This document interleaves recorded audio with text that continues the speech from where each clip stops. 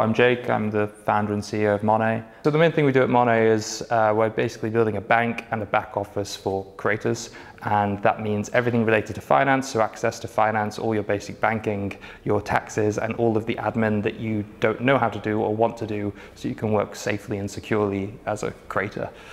The best things are definitely, for me, the freedom to really just work how I want to, but realize how it's kind of a self-awareness thing, how I actually better function. Just because you have the freedom to do what you want doesn't mean it's actually the best thing for you. So it's actually allowed me to become more disciplined in some ways, but actually be more mentally healthy. The worst things I would say is there's a huge inconsistency with, security and safety and all sorts of stuff to do with your finances and personal. So I pay myself a lot less than what I've been used to for a while, and it kind of tests your boundary. You have to pick something which you're so passionate about that you don't care about any of those things. And I think that's possibly the hardest, but ultimately feeds into, again, the self-awareness of you. I'm pretty dyslexic, so my school background is quite mixed. I went to state school, which is a pretty good state school environment there. Did well in maths and that kind of thing.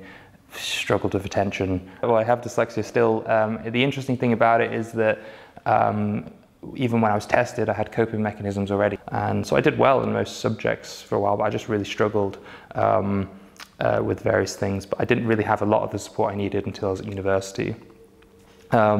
I would say that dyslexia has allowed me to think in a manner which I've realized as I've got older, lots of other people aren't thinking about, but it often means that I haven't hit the basic marks which someone's looking for, because I've gone off on a tangent of trying to creatively solve a problem rather than actually just answering steps 1 to 4 in an exam, and finding other people to work around me which are totally different to me has been really helpful as well.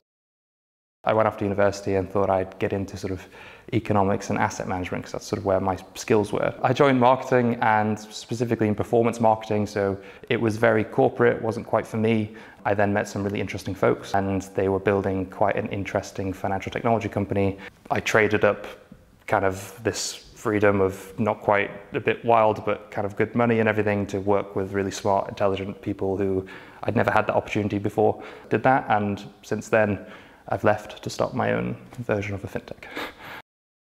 I think that there's definitely an awareness now that a lot of people want to work for themselves, but actually it's kind of glamorized, and the reality of it is that it's a lot of hard work, and it really is a grind, and you have to find something which you think this is worth solving, or this is something that I love, or something I really care about.